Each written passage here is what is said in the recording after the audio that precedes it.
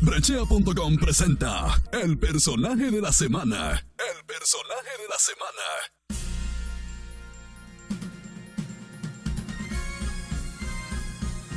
Julio Ruiz, Juli, nació en la provincia de Baní. Desde pequeño tuvo inclinación por la música, se convierte en saxofonista, convirtiéndose así en uno de los mejores con este instrumento.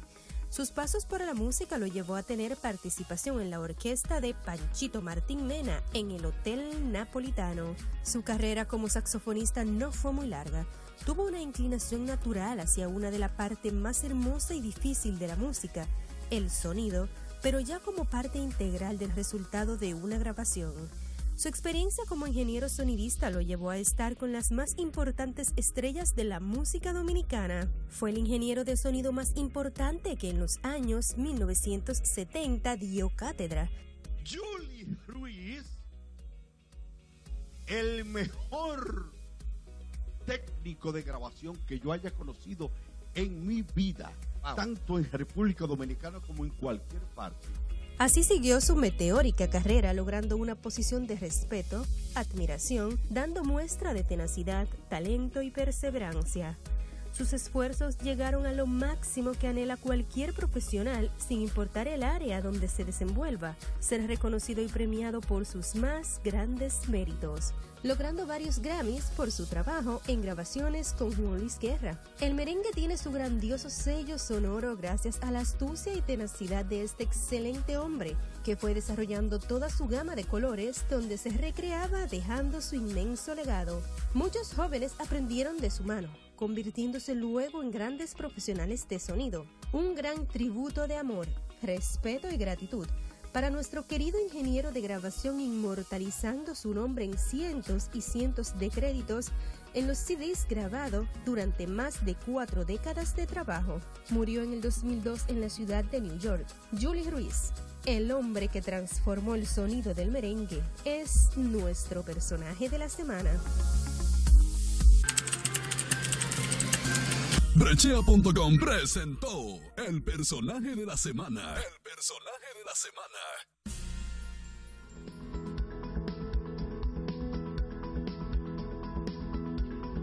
Bueno, señores, como habíamos prometido, está con nosotros el doctor Ramón Emilio Concepción. Él es parte fundamental e importante, fue precandidato a la presidencia de la República por el Partido Revolucionario Moderno. Terminó el proceso y de manera responsable se integró a trabajar. Buenos días, buenas tardes. Buenas tardes, después de las 12. ¿Cómo sí, están ustedes? Estamos aquí. ¿Cómo le va? Todo marchando bien. Miren, cuando uno tiene la oportunidad de que amigos inviten a uno a los programas y digan cosas como las que ustedes dijeron de mí, nos obliga a reforzar el criterio que hemos tenido. Se paga un precio, así como el que pagan ustedes, comunicadores responsables, pero yo creo que el país ya demanda de que sus actores fundamentales, sus hombres públicos, políticos, comunicadores, empresarios, asuman una actitud donde el interés de la nación esté por encima de todo otro interés.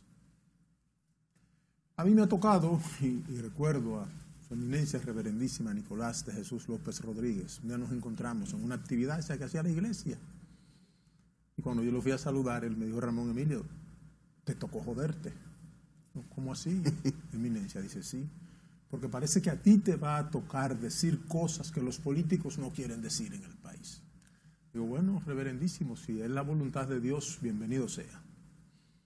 Yo quiero empezar este programa pidiéndole un corto video que tengo ahí. ¿Cómo no? Porque estamos en medio de una crisis electoral hasta ahora, que puede convertirse en una crisis política, en una crisis social, si sus actores fundamentales no saben manejar la situación. Y yo quiero pedir un videito corto, no llega a 1 minuto, de algo que yo dije el 9 de mayo del 2019. Vamos a ver, señor director. Por favor. ¿Cómo es posible que un juez consciente de que la Constitución establece un criterio, ellos puedan mediante una resolución establecer un criterio contrario a la Constitución y contrario a la ley? Lo único que salve el honor de esa Junta todavía es que renuncien todo. Usted como ciudadano y como profesional. Y que le eviten al país una confrontación. Porque el PLD, haciendo conciencia que está haciendo agua, que ya no tiene aprecio popular, que ya perdió el respeto como partido político, como organización política, ellos están preparando para que Horacio o entre el mar. Es decir, quedarse en el poder a como dé lugar. Esta es la primera gran prueba para el PRM. Esa junta tiene que renunciar. Usted plantea la renuncia en pleno. Esa junta, para garantizar el proceso electoral del año venidero, en pleno tiene que renunciar. Están jugando con candela. Este país no soporta una vagabundería electoral más. Este país no soporta una vagabundería electoral más. Y esos jueces de la Junta Central Electoral serán responsables de lo que aquí pueda pasar electoralmente hablando a partir de este momento. ¿Cómo? Doctor, pero usted tuvo premonición. 9 de junio del año 2019. No tuve premonición. Franklin Delano Roosevelt decía que todo político debe prever, debe precaver. Aquí Peña Gómez lo decía en otra forma. Peña decía que los líderes políticos tienen que ver más allá de la curva. ¿Por qué yo asumí esa posición frente a la Junta Central Electoral? Son todos jueces de experiencia y muy duchos en la materia electoral, en derecho constitucional y hombres públicos de larga data. La Constitución de la República en su artículo 77 dice elección de los y las legisladores. La elección de los senadores y diputados se hará por sufragio universal, directo, en los términos que establece la ley. Cuando tú buscabas la ley, que fue con la famosa decisión del arrastre que ellos dieron, donde permitieron que continuara el arrastre en 6 provincias. Los senadores, si la clase A y clase B. Clase A y clase B. Diferentes clases de legisladores. Si la Constitución dice que los senadores y diputados se eligen de manera directa y como diga la ley, ¿qué fue lo que dijo la ley del régimen electoral en su artículo 92, numerales 5, que habla del nivel de elecciones? Para que ustedes vean por qué yo asumí esa posición en esa época. Habla del nivel presidencial. Se refiere a la elección conjunta del presidente y vicepresidente de la República. Nivel senatorial.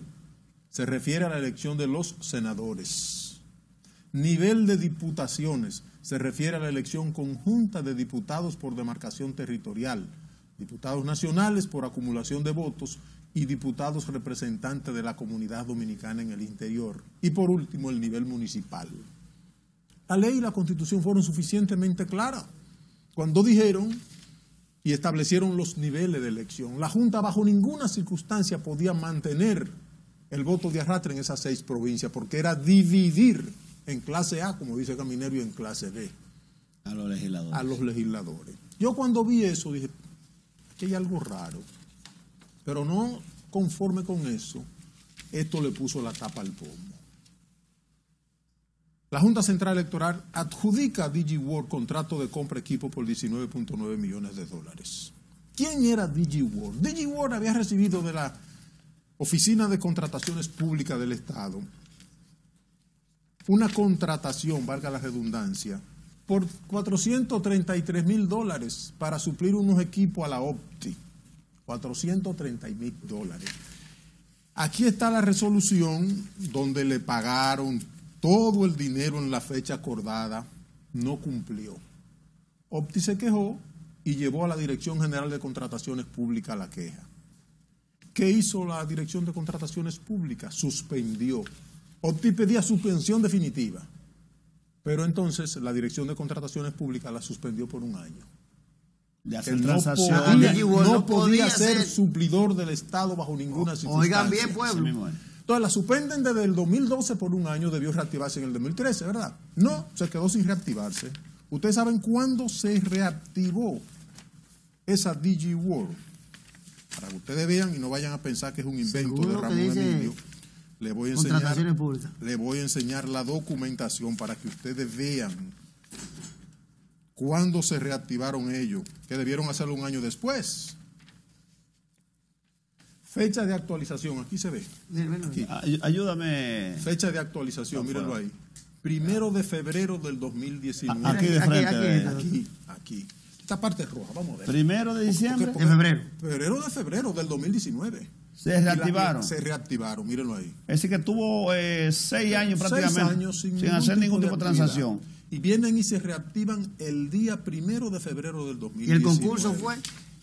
Y la Junta ya el 1 de mayo del 2019 le estaba adjudicando 20 millones de dólares. De dólares americanos. Y el capital, a una empresita, el capital suscrito y pagado. a una empresita Que falló con que 433 mil. 433.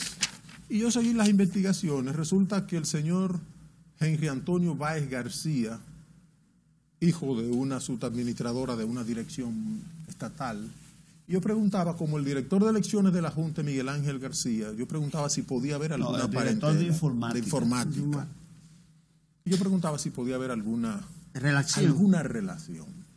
Entonces, cuando pasó esto, fue que yo fui a un programa de televisión y sostuve esa posición. Dije, esta Junta no está en condiciones de... Pero dar. Miguel Ángel García tenía algo que ver con ello.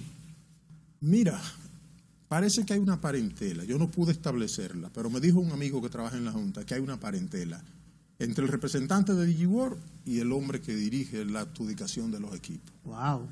Y el representante de la compañía, hijo de una vicedirectora de una institución pública.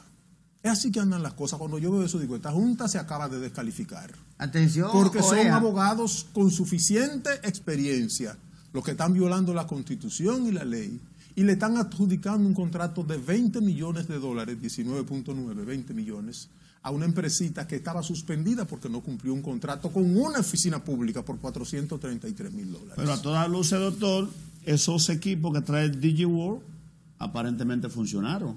El lío se da cuando personalizan y cargan las boletas y el padrón de los partidos políticos. Doctor, es que lo que empieza mal termina mal. Probablemente. ¿Cómo es posible que si yo no califico para que me presten 300 mil dólares? Me van a prestar 20 millones. 20 millones, por Dios. Ah, pero se repitió el cuento de un político que le prestaron un dinerito en dólares de una institución del Estado. Yo estoy poniendo un ejemplo. No, pero en este caso es evidente y está ahí con... Que está documentado esto. Sí, sí. Entonces hemos llegado a un momento donde el país estuvo al borde de una desgracia. Fíjense que el 9 de mayo decía, no expongan al país a una confrontación. Nosotros, la mano de Dios nos libró como dominicanos de que hubiera una confrontación. Y esto es el liderato político, tanto de mi partido como a los demás partidos. Este es un momento para liderato responsable, más para liderato responsable que para lideratos populares. Si aquí se pierde la paz, todos seremos perjudicados.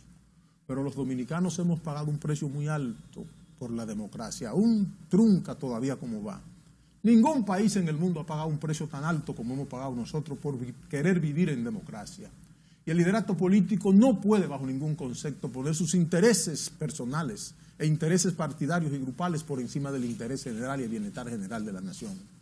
Una crisis surge de la noche a la mañana, difícil, a menos que no sea causa mayor, un incendio, un tsunami, una catástrofe natural. Una explosión como... Pero las crisis políticas y las crisis económicas comienzan a incubarse. Y es deber del liderato político responsable ver que se está incubando una crisis. En este momento, donde hay una lucha descarnada por el poder, parece que el país tiene una decisión de por dónde marcha la simpatía. Todo parece indicar que el PLD sale del poder. Pero tienen 20 años gobernando ya. El país no merece ir a una crisis por una lucha de intereses nada más políticos, grupales y personales. Ahí surgen ahora los empresarios, andan promoviendo un diálogo nacional. Los diálogos siempre son buenos, siempre y cuando no estén por encima de la Constitución y por encima de la ley. ¿Cuál es la dificultad que hemos tenido nosotros? La debilidad institucional, donde un hombre llega a un cargo y se pone por encima de la institución. Señores, en cualquier parte del mundo que se diga que esta Junta Central Electoral ha gastado más de 15.000 millones de pesos para montar un torneo electoral. Eso nada más puede pasar en República Dominicana. Doctor, en ese tenor quisiera preguntarle, y esa pregunta usted va a tener la condescendencia de respondérnosla cuando vengamos de la pausa. Ok. En el día de ayer... No, pero yo voy a sacrificar. ¿Vamos a salir volados? Sí, voy a sacrificar, porque yo entiendo que esta conversación merece, y asumiremos la parte de nosotros de lo que tiene que ver con los comerciales, lo repondremos mañana. Porque el tiempo con el doctor hoy, nosotros estamos haciendo un programa histórico. Y como usted, doctor, yo y el mismo doctor Concepción, creemos y sabemos lo que significa la democracia. Y para mí la democracia no tiene precio. Aquí nosotros vamos a hablar claro. haga su pregunta. Doctor, y yo, en el día de tengo un ayer, tema. en ese tenor, el presidente de la República, Leonel Fernández, se refirió a una locución al país prácticamente de calificar ese encuentro que se va a celebrar en el día de hoy, donde el Consejo Nacional de Competitividad se va a reunir con las fuerzas políticas con el propósito de buscarle un bajadero, una especie de acuerdo para que los procesos que vienen pues puedan darse conforme a la Constitución, a la ley. ¿Qué lectura le da usted a esa palabra que pronunció el doctor Leonel Fernández? Mire, yo soy un hombre que me he caracterizado, y siempre lo he dicho sin ningún rubor, yo soy un esclavo de la ley.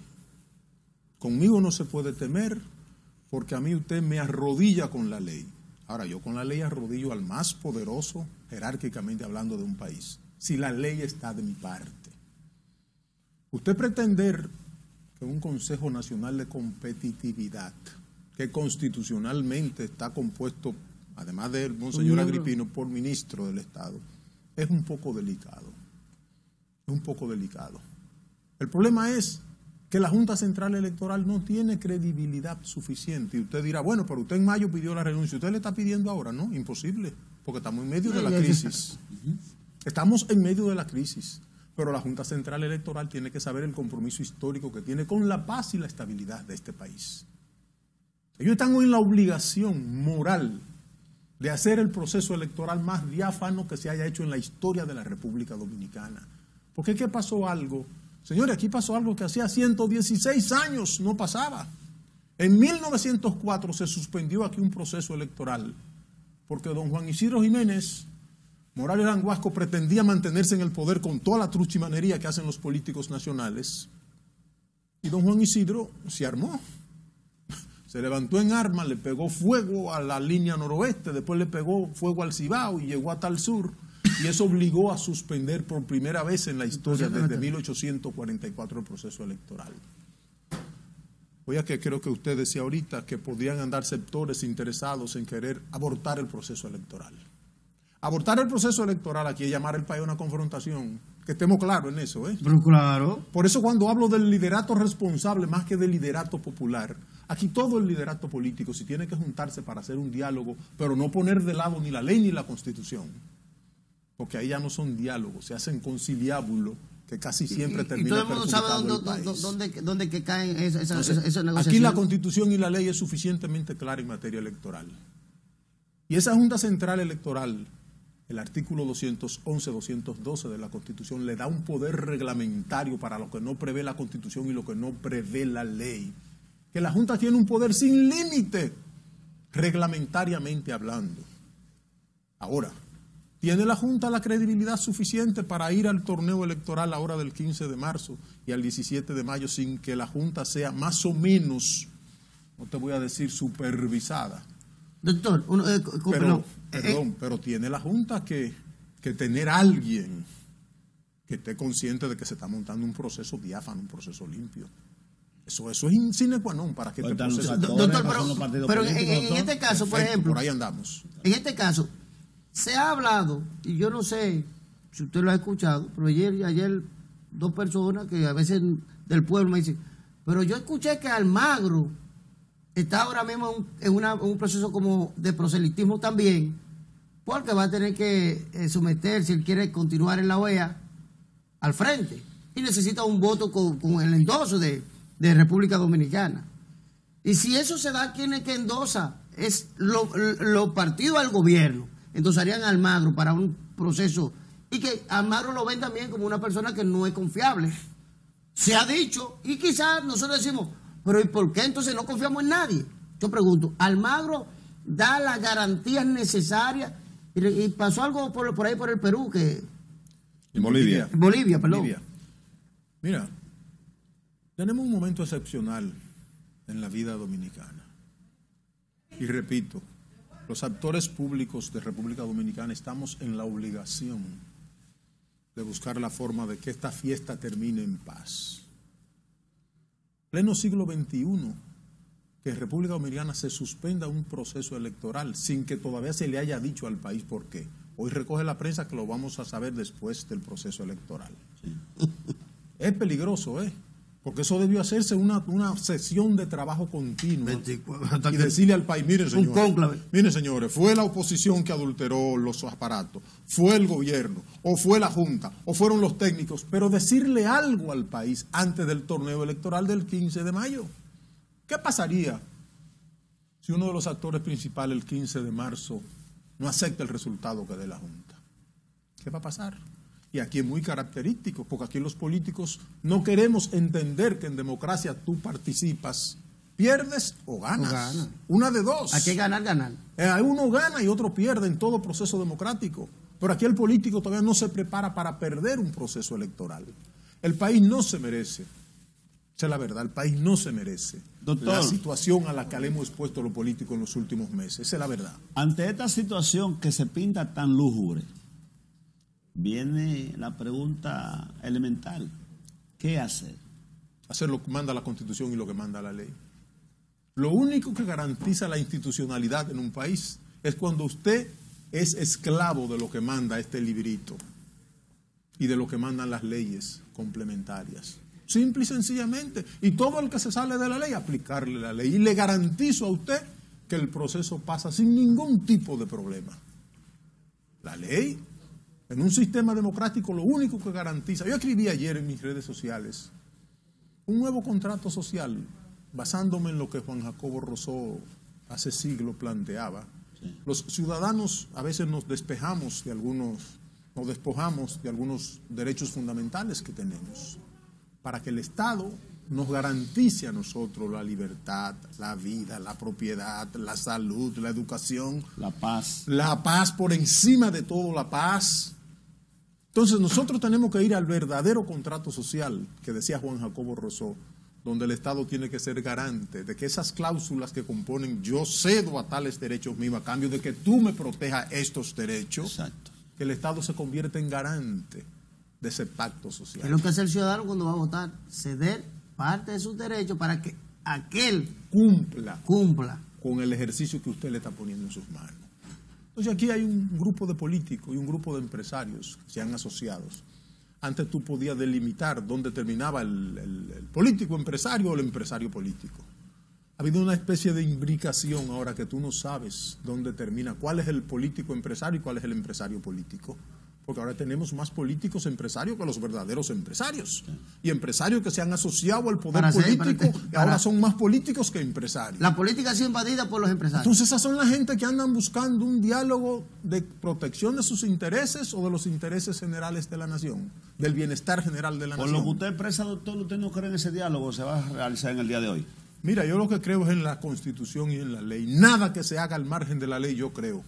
Porque lo único que garantiza la paz a largo tiempo en un país es la aplicación de la ley, distinguidos amigos. Usted y yo podemos hacer un acuerdo coyuntural en un momento de crisis política, pero tenemos que tener la suficiente grandeza que a partir de ese acuerdo todo marche de acuerdo a la Constitución y a la ley. Si no queremos meter el país en un desbarajuste político, económico, social. Y eso es lo que nosotros estamos obligados a plantear. Doctor, mire, con relación a ese mismo tópico, aquí hicieron, cuando se modifica la Constitución para poder reelegir al presidente Danilo Medina, el PLD hizo un pacto que fue el 20º transitorio que se colocó en la Constitución, donde ese pacto llegó un momento determinado que no lo respetaron y lo vulneraron a tal extremo que hizo que Leonel Fernández saliera del PLD. Y yo me pregunto, ¿existe en República Dominicana, con su experiencia, un liderazgo o un líder que pudiera frenar el fuego si se cae una chispa y se enciende el país? Miren, yo a Joaquín Balaguer en un momento determinado le puse el bombero, a Peña también, el propio Don Juan, en menor medida. Balaguer y Peña eran dos lideratos tan responsables que en momentos de crispación real, esas dos figuras políticas se juntaban, se sentaban y buscaban una salida donde quedara protegido el interés general de la nación. Yo voy a decir algo ahora, que creo que esta es la segunda vez que lo digo. Ningún político se ha puesto a estudiar la Constitución esta del 10 que se hizo la enmienda a la que se refiere Caminero. Desde la primera Constitución, 1844, aquí siempre ha estado previsto cómo se sustituye la falta del presidente, del vicepresidente, etcétera, etcétera. Y en distintas constituciones hemos tenido que si el presidente falta, entre el vicepresidente, falta el vicepresidente, entre el presidente de la Suprema por 15 días, convoca a la Asamblea Nacional, que antes era la Asamblea Electoral, para que la Asamblea Nacional no eligiera un presidente con 100 y pico de hombres. Casi siempre se mantenía en todas las constituciones que el presidente de la Asamblea Nacional convocara conjuntamente a la Asamblea Electoral, es decir, que convocara elecciones.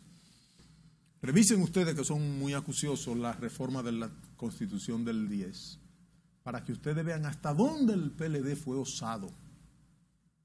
Y llegó a poner que en caso de que faltara el presidente y el vicepresidente de la República de manera definitiva, entra el presidente de la Suprema, convoca a la Asamblea Nacional y en 15 días tiene que designar un presidente y un vicepresidente de ternas que plantea el que está en el poder político, es decir, el PLD.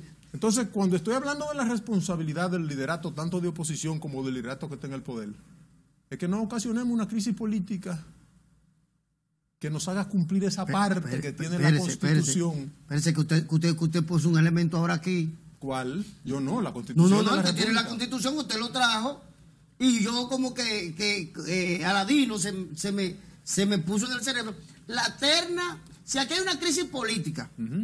Llegamos a agosto. Termina el presidente, terminan los senadores, termina los diputados. Daniel, entonces viene el presidente de la Suprema Corte de Justicia, le tiene que llevar una terna el partido gobernante. El presidente, entra el presidente de la Suprema. Sí, señor. Y en un plazo de 15 días convoca a la Asamblea Nacional. Ajá. Y la Asamblea Nacional escoge en 15 días escoge al presidente y al vicepresidente de ternas que envía el partido gobernante.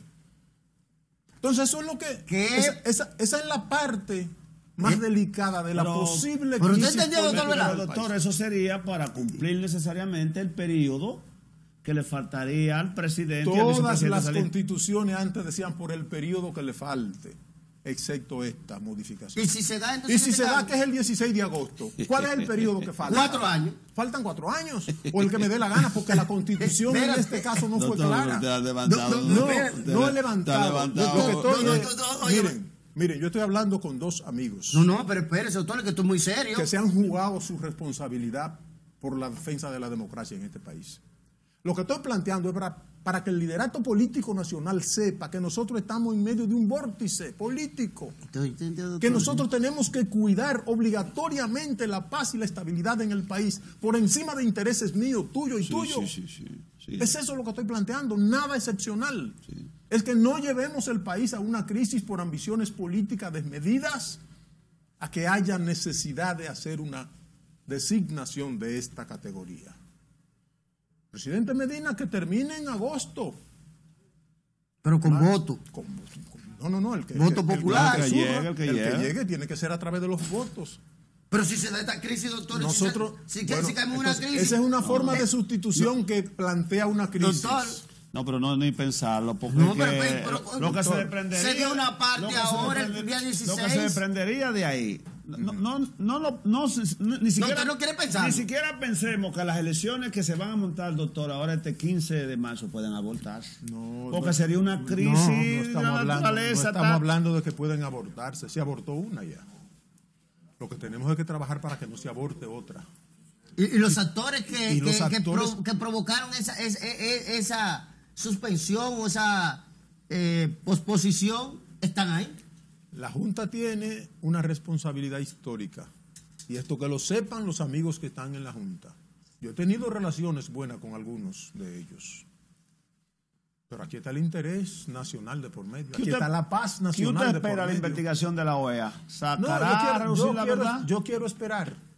Porque lo único que sí yo quiero es que el país hay que decirle quiénes ocasionaron eso. Si fue un error. Cuando se cae un helicóptero, investigan su caja negra para saber si fue falla del piloto, si fue un error de la máquina, lo que sea.